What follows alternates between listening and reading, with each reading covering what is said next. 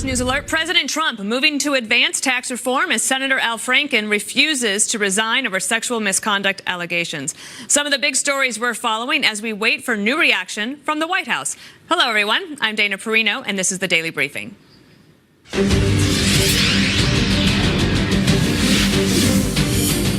I take a lot of pictures in Minnesota, thousands of pictures, meet tens of thousands of people. So those are instances that I do not remember. It's been clear that there are some women, and one is too many, who feel that I have done something disrespectful and that's hurt them, and for that I am tremendously sorry. Senator Franken offering an apology and expressing sorrow for his past behavior. Fox News team coverage, Doug McKelway at the White House. But first, Chief Congressional Correspondent Mike Emanuel on Capitol Hill. What more did Senator Franken say to reporters there on Capitol Hill just about an hour ago? Dana, good afternoon to you. Senator Franken continued his apology tour, promised to be accountable, and said he would work to regain the trust of his constituents. This has been a shock, and it's been extremely humbling. I am embarrassed. I feel ashamed. What I'm going to do is I'm going to start my job. I'm going to go back to work. A key Senate Republican says the Ethics Committee should do its work looking into the Franken matter. We'll see what the facts are. I don't know all the facts. I don't think all those are public yet. I do think all of this, as difficult as it is in some respects for our society, is really important, because I think it will end up changing people's attitudes and changing our culture. Franken was asked if more women might make allegations, and he said he's been surprised by those coming forward so far. Dana. So then what about the other side of the aisle, or the other side of the Congress? On the House side, attorney for the Michigan Democratic Congressman John Conyers, apparently he said earlier today he's not going to resign. What's the latest with him? Well, some Republicans are taking aim at how Conyers handled making a settlement, paying for it out of his own office budget. In Conyers' case, didn't actually come from this slush fund. The payment came out of his office budget, and it was basically camouflaged as saying it was an employee expense when it was really a settlement to settle this case. So I think just unveil those statements and the documents, and then the American people will be able to see that. But clearly, if the allegations are true, I don't see how you could continue serving in the Congress having behaved the way that he's alleged to have behaved. Top House Democratic leaders clearly wanted Conyers to step down from being the top Democrat on the Judiciary Committee, but they didn't want it to look like they pushed him. John Conyers is an icon in our country. He has done a great deal to protect women, Violence Against Women Act, which the right wing is now quoting me as praising him for his work on that, and he did great work on that. With these revelations and potentially more, it looks like busy times ahead for the ethics committees here on Capitol Hill. Dana. All right, Mike Emanuel, thanks very much. Meanwhile, a legal battle erupts over the future of a major federal consumer watchdog. An Obama-era appointee at the Consumer Financial Protection Bureau suing the Trump administration to stop President Trump from appointing his budget director, Mick Mulvaney, as an interim head of the agency. The case already moving to federal court, and a judge appointed by President Trump. Doug McKelway is live at the White House. Doug. Dana, there has been bad blood over the mere existence of the Consumer Financial Protection Board since its very inception after the recession of 2008, when Democrats were in control of Congress and created this body as a part of the Dodd-Frank bill to rein in the excesses of large banks and large financial institutions on Wall Street. Republicans always hated it, fearing that rather than rein in the excesses of large banks, it saddled small and medium-sized neighborhood banks with excesses of red tape, which they could not cope with. Well, that bad blood is at the root of today's conflict. Former CFPB Director Richard Cordray appointed his number two, Leandra English, as his acting replacement, citing the Dodd-Frank bill as the authority to do so. Well, the Trump administration sees it differently. Citing DOJ's Office of Legal Counsel, it says the president appoints an acting director. That person, of course, is former OMB Director Nick Mulvaney, who made his authority known in an email to CFPB staff just this morning. He said, quote, please disregard any instructions you receive from Miss English in her presumed capacity as acting director.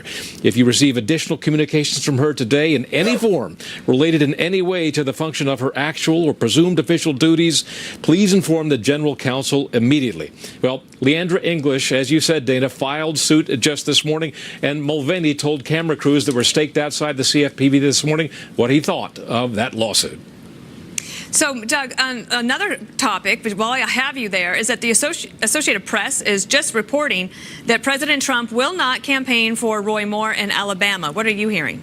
Well, we have heard from the White House nothing on this front at this point. They have made no decision in any official capacity, to the best of our knowledge. The last we heard from the president on the Roy Moore event was last Tuesday when he said this. Well, he denies it. Look, he denies it. I mean, if you look at what is really going on and you look at all the things that have happened over the last 48 hours, he totally denies it. Well, this obviously presents a huge dilemma for the White House, no matter what decision. If they decide to go ahead and campaign for Roy Moore, it sends at least a tacit signal of acceptance of his alleged behavior. And if he chooses not to campaign for Roy Moore, it potentially opens the door to a Democratic candidate in to win the Democratic seat, the seat, I should say, in Alabama, a deeply red state, which narrows the margin of majority for Senate Republicans to just 51. Unacceptable in both ways. All right. Anna, back to you. Doug McElway, appreciate it. Mm-hmm. So let's look at some of the big items on the Congress's to-do list. One major concern is passing a new spending bill by December 8th to avoid a government shutdown. Republicans from both chambers will also need to iron out differences in their tax reform packages. Then there's health care. Democrats want to restore the cost-sharing reduction payments the president recently eliminated. And there will also be debate on ending the individual health care mandate. Plus, lawmakers will have to turn the lens on themselves amid sexual harassment allegations against Senator Al Franken and Congressman John Conyers. But that's not all. Let's start with these here and talk about more of this with our own Fox News politics editor, Chris Starwold. And he's also the editor and the writer of Halftime Report, which everybody should get. For sure. Agree. Even though it doesn't come in a timely fashion for this show. Okay, Chris, I want to ask you, if I could just start with Al Franken for a second, because he says he's ashamed and he's embarrassed. He says he's sorry. Will that be enough for his critics?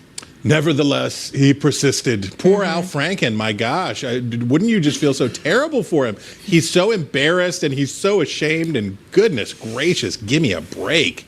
Look, the problem that people in Congress have is that they believe that they, as one of 535 members, are just so important. Al Franken has obviously lost the thread here. He would be replaced by if he resigned, he would be replaced by a Democrat, because the governor is a Democrat, the state is highly Democratic. Al Franken has been an unremarkable senator in every way, except for the recent instances involving the backsides of his constituents. So somehow Al Franken wants to tell us that he must remain in the United States Senate, even though it hurts his party, even though it hurts the process of Democrats trying to get up for 2018, all of that stuff. Al Franken has lost the tether here pretty clearly. So he's just going to dig in. But what about Nancy Pelosi, who was on the Sunday shows yesterday on Meet the Press? And I think, unfortunately for her, really came out with a really bizarre way to defend Representative John Conyers of Michigan. An icon, the iconic John Conyers. Look, this was we heard a lot from Democrats who told us that they now lamented the way that Bill Clinton's accusers were treated, and that this is a new era, and that they lament how this all happened. Confronted with the opportunity to deal with this in real time, Nancy Pelosi failed the test. She failed the test. She had the opportunity to publicly pressure to say women, as she has said in other cases, that women should be believed, that women should stick up for other women who are in these cases. These are credible accusations. These were settled. This is not a joke. And John Conyers, like Al Franken, doesn't need to be in the United States Congress. Again, safe seat. Democrats don't need him there. He's 88 years old. It's not like he is spearheading new initiatives. Well, there was reporting today, too, that it's well known that apparently he's been showing up at least a couple of times to meetings wearing his pajamas. So there might be other reasons to also see him go. Before I let you go, I wanted to ask you about Alabama. So the Senate race, we got 2 weeks before that election on December 12th. Two things happening. We're waiting to find out from the White House if what the Associated Press is reporting is true, that the president will not campaign for Roy Moore in Alabama. But in addition, just within the last hour, there's been information that there's a new candidate in the race. What do you know about him? Well, he is a Marine colonel, retired Marine colonel, and a sculptor. This could be just enough to make the weirdest Senate race in recent memory even weirder. He's running as a write-in. He's got some notoriety in the state already. Could he be enough to sink more? Maybe. And his name is Lee Busby, and apparently used to be an aide to now Chief of Staff General John Kelly. And what about the decision not to campaign for more? Does that give you an indication of what the White House might be thinking or what they know about the race down in Alabama? I wouldn't be surprised if this was a Trump aide trying to hem the president in and keep him from going. According to the reporting. I don't know. Does that work? I don't think so, because according to the reporting from the New York Times that we read over the last couple of days, Trump not only feels solidarity with Moore, but also that he has come to say that perhaps the tape of him bragging about some kind of similar misconduct was doctored. So Trump may be pretty far in the bunker on this. Maybe he will defy what the aides are trying to do here and go to Alabama anyway. Well, we'll see. Senator Sarah Huckabee Sanders is going to be briefing sometime this hour, so we'll bring it to everybody live. Chris Stirewalt, thanks very much. You bet. All right, what's up with the showdown over who will lead the Consumer Financial Protection Bureau? Our next guest has the definitive explanation of why Trump is right on Mulvaney, English, and the CFPB. Plus, the U.S. will stop arming Kurdish rebels in Syria. The move welcomed by our ally, Turkey. But what does it mean in the ongoing civil war in Syria? Amid the ongoing saga over who will take over the Consumer Financial Protection Bureau, my next guest says this legal battle will likely be a long one. Quote, the dispute and the resulting litigation will cast further doubt over the legitimacy of an already troubled agency, a result that would run counter to Cordray's stated purpose in launching his little bureaucratic war, but would let him continue to protect his bureaucratic legacy for just a little while longer at a price of accountability to we, the people. Shannon Coffin is an attorney at Steptoe & Johnson. Shannon, take me back to 2010. What was the intent of the CFPB, and where did everything go wrong? Oh, boy, that's a big question. So, well, look, the desire was to consolidate some other governmental agencies' power into one bureau that would have regulatory control over consumer financial products. And the problem is, though, the power here is so concentrated in one person, unlike other agencies that are accountable directly to the president, or some agencies that are made up of, like commissions that are made up of multiple members. You've got one guy, this Richard Cordray, who just resigned on Friday, who has all the power. And a court that has looked at that said that's too much power. They have to be, in order to be accountable in our constitutional system, he has to answer to the president. And that's the constitutional background about this agency. And doesn't it also get its money to run not from the Congress, but from profits from the Federal Reserve? That's right. So it's not so the Federal Reserve pays the freight on the CFPB. Congress doesn't appropriate funds directly like it does for every other agency. So you don't even have real accountability to Congress. So there are just no checks and balances on this system. And this latest dispute is really just another sign of that. So President Trump has said, okay, my guy, Mick Mulvaney, who's already been Senate confirmed, I'm going to put him over there as the head. Cordray, before he leaves, is like, oh, no, you don't. I'm going to slot in this one because the rules from Cordray's perspective say that he can do that. But do you think the law is actually on President Trump's side? Yeah, no, I think it is. And the Cordray resigns on Friday. He fills a job that's been left vacant for over 2 years, and then claims that person can act until President Trump actually gets a permanent replacement confirmed. This is like a modern War of the Roses. Two different directors are acting as if they have power, and it's a question of how do you construe two different statutory authorities, and the Department of Justice has consistently taken the position that they don't conflict, that the president gets to choose who gets to run the agency, and even this weekend, the CFPB's own general counsel, so Deandra English's own general counsel, said that she agrees with Trump. So let me ask you, though, about Senator Schumer, because he said, quote, the CFPB should be led by someone who is committed to working around the clock on behalf of consumers, not by a part-time director who clearly disdains the agency. And what he was looking at was this from from Mick Mulvaney, then Congressman. Listen. The place is just, it's a wonderful example of how a bureaucracy will function if it has no accountability to anybody. It turns up being a joke, and that's what the CFPB really has been in a sick, sad kind of way. There's very little that your elected members of government can do to help you, to protect you against, say, overreach or abuse by that institution. So there we have that. How do you see this getting resolved? Well, there's been a lawsuit filed. It's going to, like everything these days, get resolved in court. Yeah. And the position that President Trump has taken, that, as I say, is concurred in by the Department of Justice and CFPB's own counsel, is a reasonable position. All right. Shannon Coffin, I encourage everybody to read your piece posted at National Review. Thanks so much. We're awaiting the White House press briefing, where we expect questions on this fight over the CFPB and the latest sexual misconduct allegations on Capitol Hill, plus how the stock market is reacting to Cyber Monday and the prospects for tax reform.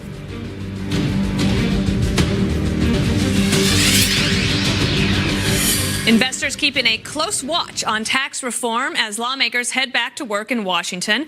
It's a critical week for the GOP as Senate Republicans prepare for this key vote. Fox Business Network's Nicole Petalides, she's live down in the New York Stock Exchange. Nicole, do the markets react every time there's a tax reform headline?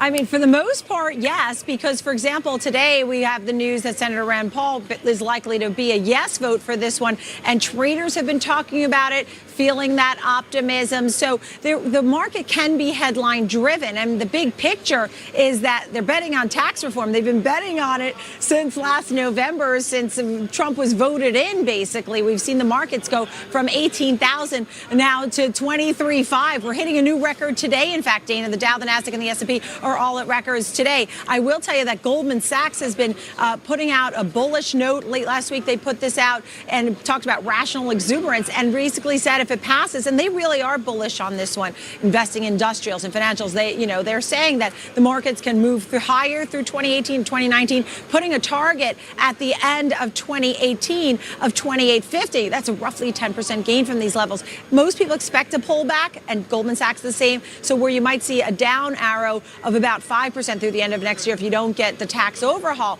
But the big picture is people are betting on it, and you've seen the optimism of we had one record after another, and the Dow's up about 20% this year. And there's a lot of other factors, the economy, fundamentals, earnings, consumer confidence, but certainly on tax reform as well. Well, let me talk about one of my favorite topics, which is shopping. Tell me about the retailers. I've heard they're well positioned for the holidays, and today, of course, is Cyber Monday. So how's it going? You are right on point with that, because that is exactly what we're hearing. Cyber Monday, the estimates are $6.6 billion for today alone, and that, in fact, is a record. We saw a record on Black Friday. That came in at $5 billion, higher than the last year number of $3.3 billion. You're seeing the retailers overall really doing great this month. We're seeing names like Foot Locker, Abercrombie at more than 20%, Walmart, Gap 10, 15%, Amazon up 8% this month, certainly outpacing the major market averages. The S&P's up about 1%. And Amazon at a new high. I know a lot of people have that one in their portfolio. And just to give you some other details, how much are you spending? Well, that's likely to go up more than about 3.5% to $967.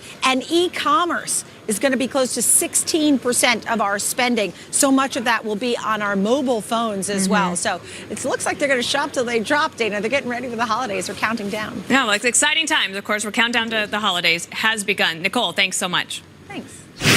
Meanwhile, guns making the list of this year's hottest selling items on Black Friday. The FBI says it got more than 203,000 requests for gun background checks the day after Thanksgiving. That's a new single-day record and up 10% from last year. The number of guns sold could actually be even higher, since buyers have to undergo one check before buying one or more firearms.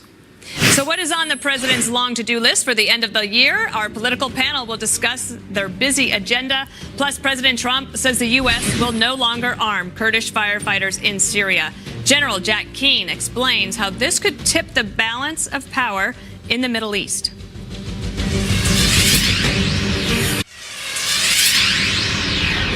are standing by for the White House press briefing scheduled to begin in about 30 minutes. The president is facing quite an end-of-the-year to-do list, including tax reform and a government spending bill. And our political panel will discuss all of that in a moment. But first, Kristen Fisher is live at the White House with more on the president's packed December agenda. Kristen. Boy, it is a packed December, Dana. You know, first and foremost, the very first deadline, and this is a fixed deadline, is for that spending bill to keep the government open and avoid a shutdown. That deadline is December 8th. So that's hard and fixed, not going anywhere. But at the same time, Republicans need to pass tax reform. This is truly a make or break moment for them. President Trump has promised these massive tax cuts by Christmas. The House has done what it was supposed to do. It passed a bill before Thanksgiving break. Now it's the Senate's turn, and if they're going to get this done by Christmas, then they need to vote on their version of a bill, likely by this week. So to that end, President Trump is heading to Capitol Hill tomorrow. Today, though, he met with members of the Senate Finance Committee here at the White House, and just a few moments ago, after their meeting, they came out, spoke to reporters, and they say they had a very interesting meeting. The chairman of the committee says that the Senate bill had some substantial improvements over the House bill, but that in the end, he believes that they will be able to reconcile the two. Listen to this.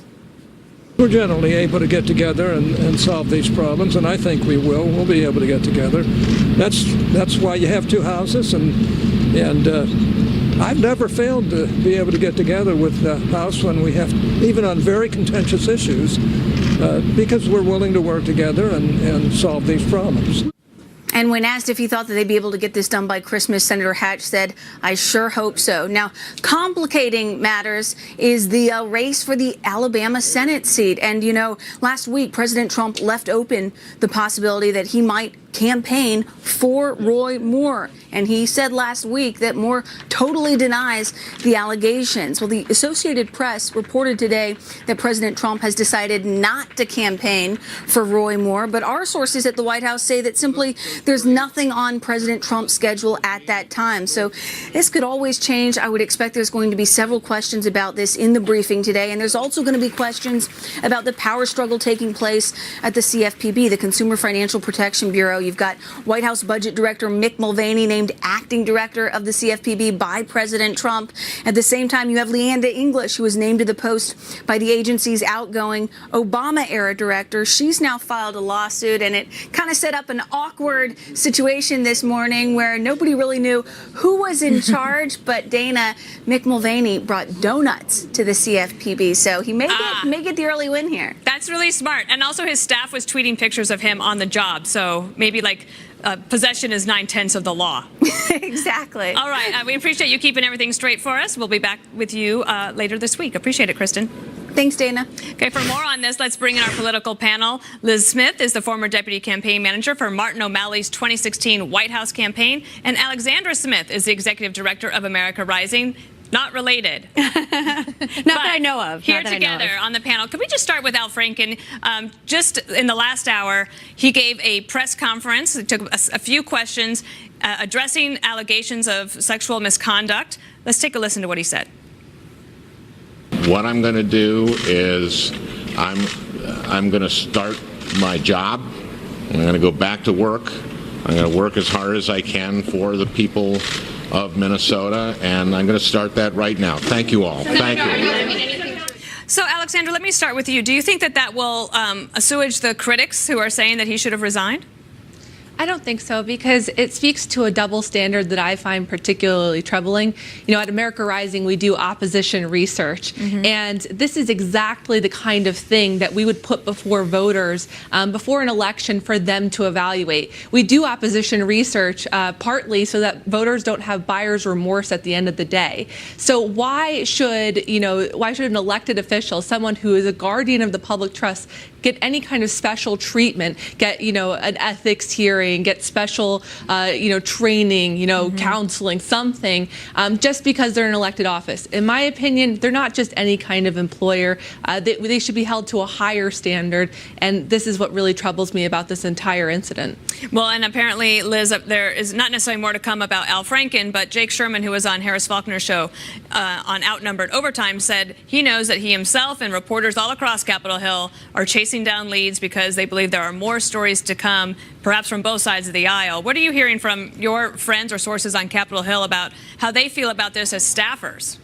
Well, look, I think that there is a lot of frustration that, as Democrats are going out there and rightly criticizing people like Roy Moore, who allegedly, preyed on young women, on 14-year-old girls, that on the other hand, we're standing by and turning a blind eye to people like John Conyers and Al Franken. And the charges against Franken are not in doubt. And to Alex's point, I agree. Our elected officials should be held to a higher standard. Al Franken should be held to a higher standard. And we can't claim to have any moral high ground against Republicans as long as we stand by and let these guys sit in these seats. Democrats in Congress should show more leadership and call on these guys to step down. Look, I know it's not easy. I know sometimes it's tough to shake up the party that way, but it's important that we lead by example on this and show that our own representatives are not above the law or subject to some different set of rules. It's a strong and principled stand. We appreciate you telling us that. Let me just ask you about tax reform, because we got word today that Senator Rand Paul of Kentucky, he says that the bill isn't perfect. He's not getting everything that he wanted, but that he will be a yes. Is that a big moment for the Republicans, Alexandra? I think so, because if you'll remember, we know that Senator Rand Paul had a little bit more difficulty getting to the finish line on health care. So the fact that he's not only moving towards a yes, but came out with such a strong public statement, I think is really encouraging. I mean, look, I think that both senators and members of the House realize that this is an existential imperative for the party. We need to pass tax reform in order to be viable in the midterm elections and in order to fulfill the agenda promises that President Donald Trump made. So I think that, whether you look at Senator Rand Paul or you look at Senator Daines trying to help Senator Johnson get across the finish line, there's a lot going on. This that is I think where is very all positive. the sort of the deal making is happening. Liz, what do you think that the Democrats are thinking this week as they look towards the Republicans? Republicans saying that they've got momentum to actually get this done. Well, look, I think the Democrats are thinking that, one, that this policy would be bad for the country, but two, that Republicans are handing us a little bit of a political gift. Alex just said something about, Donald Trump delivering on his campaign promises. But the campaign Donald Trump that I remember was someone who went out there, railed against Wall Street, spoke out about the forgotten men and women of America. And the people who would be left behind by this tax reform bill are people who make under $100,000 a year. It is exactly the forgotten men and women that he championed. So look, this is him being at odds with what he promised on the campaign trail. Yeah. And look, when you have headlines saying that the poorest Americans are going to suffer the most under this bill, that is a political problem for Republicans. This is where the messaging war is going to get very interesting, because people have points on both sides, and we appreciate you being here, Liz and Alexandra, both Smith. Thank you so much. Good to see you, Dana. Hundreds dead after an ISIS attack. How Egyptian officials are planning to respond after the worst modern terror attack in the country's history. Plus, tourists stranded by a volcanic eruption. More details on the State Department warning to Americans. Shepard Smith on the Fox News deck. The White House is set to respond to reporters at the top of the hour. This is moments after we got word that Michael Flynn's attorney met with the special counsel's team in the Russia investigation. It's more evidence that Michael Flynn may have flipped, striking some sort of deal, or at least on the road toward one. What will the White House say about the breaking developments? We'll find out when the briefing begins around the top of the hour on Shepard Smith Reporting. We'll see you then. The State Department issues a warning to U.S. citizens as a volcano gets ready to blow. Indonesia closing a nearby airport on the island of Bali, leaving tourists stranded. Several minor eruptions over the weekend, sending columns of ash thousands of feet into the air, with molten lava threatening to spill down the mountain. Officials ordering evacuations for more than 100,000 people living nearby. The last major eruption back in 1963 killed more than 1,000 people. Fox News alert as the Pentagon is briefing right now. The Navy saying it's identified the 3 sailors killed in last week's plane crash near Japan, the latest in a string of deadly military aviation incidents this year. Jennifer Griffin is live at the Pentagon with more. Jennifer. Dana, over the weekend, the Navy identified the pilot and 2 American sailors lost at sea when their plane crashed hundreds of miles off the coast of Japan while flying toward the USS Ronald Reagan. Lieutenant Stephen Combs from Florida graduated from the University of Colorado in 2011. Navy Airman Matthew Shialastri from Louisiana had been in the Navy just 3 years. Navy Airman apprentice Brian Grasso graduated from high school in Florida last spring. The number of U.S. troops killed in plane crashes has spiked at an alarming rate. The number killed in non-combat plane crashes this year alone has more than doubled by 130% compared to this time last year. The number of non-combat jet and helicopter crashes this year are up 38%. The C-2 cargo plane has been in service since the late 1960s. Right now, only 9 out of the Navy's 33 can fly. The investigation into the latest crash is focusing on the possibility of an extremely rare dual-engine failure. It's the deadliest crash for the U.S. military since an Army Black Hawk helicopter crashed off the coast of Hawaii in August, killing all 5 soldiers aboard. A week ago, an Air Force training jet with parts from the 1960s crashed in Texas, killing 1 pilot and injuring another. A mechanical failure is suspected. Over the summer, a Marine Corps transport plane crashed in the Mississippi Delta, killing all 16 on board. Less than a month later, a Marine V-22 Osprey crashed off Australia, killing 3 Marines, the same type of plane scheduled to replace the Navy's C-2 Greyhound in the next few years. Congress, Dana, has called for a $26 billion increase in defense spending to rebuild the military to fix these airplanes, but it may take some time to get these planes back to flying order. Back to you. Okay. Now, thank you, Jennifer. Appreciate it. So Egyptian officials are vowing retaliation after an ISIS attack kills hundreds at a mosque during Friday prayers. General Jeanine is a retired 4-star general, former vice chief of staff of the U.S. Army and chairman of the Institute for the Study of War, and a Fox News military analyst and a favorite of mine and on this show. Are the Egyptians well positioned to actually retaliate against these terrorists? Well, there's no doubt, Dana, that they'll retaliate, but whether it'll have any impact or not, is really the question here. Frankly, al-Sisi has been struggling with this war on the Sinai Peninsula. It's largely a remote area, but there are thousands of people that live there, and it's been going on for 4 years. And when you put a focus on it, what you actually see is that Sisi is doing like some other militaries do. They're conventional military forces. They're designed to fight other armies. Right. And they have great difficulty adjusting to this kind of war, where it's really an insurgency driven by terrorism. And what Sisi does is he takes all those huge combat power that he has, airplanes and tanks and artillery pieces, and he goes after ISIS with that. And as a result of it, the firing is very indiscriminate, and he kills hundreds and hundreds of civilians. They turn completely against him. Right. They're alienated, even though they can't stand ISIS, and they provide no help, no intelligence whatsoever.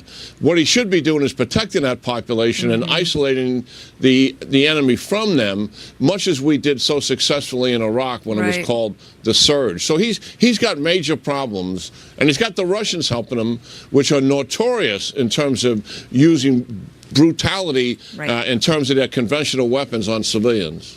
And another development today, President Trump, in talking to Erdogan of Turkey, an ally of ours, said that the U.S. is no longer going to arm the Syrian Kurds. Do you agree with that decision? Well, yeah. What happened here is, when we decided to arm the Syrian Kurds to assist us in taking down Raqqa, which is the headquarters and major city supporting ISIS, the president and his national security team made the decision not to arm them indefinitely. In other words, that this was only a temporary measure. So I think we're fulfilling the obligation that we made. Now, the problem we got here is it's likely that the pro-regime forces, this is Assad, assisted by the Iranians and supported by the Russians, at some point may take on the Syrian Kurds out in the vicinity of Raqqa. That would be something we would not want, and certainly was something that we should push back on. And then I wanted to get your take on the defense budget, because I thought you had some really good information. So the budget process is working its way through, but you have a strong concern that even if they get an increase in the overall money, there's something else has to happen to that sequestration issue. Yeah, the Senate Armed Services Committee and the House Armed Services Committee, which oversee the defense budget, have provided a healthy down payment on reversing the problem we've had, which is leading to those accidents you were discussing with Jennifer. We've got a military readiness crisis, and we've got an erosion of military capability. And that down payment is literally $700 billion. That's about $100 billion more than what Obama's budget team was forecasting. That's all good news. The problem is we've got a thing called the Budget Control Act, or sequestration, and that has been suspended for 2 years, and on 1 January that kicks back in.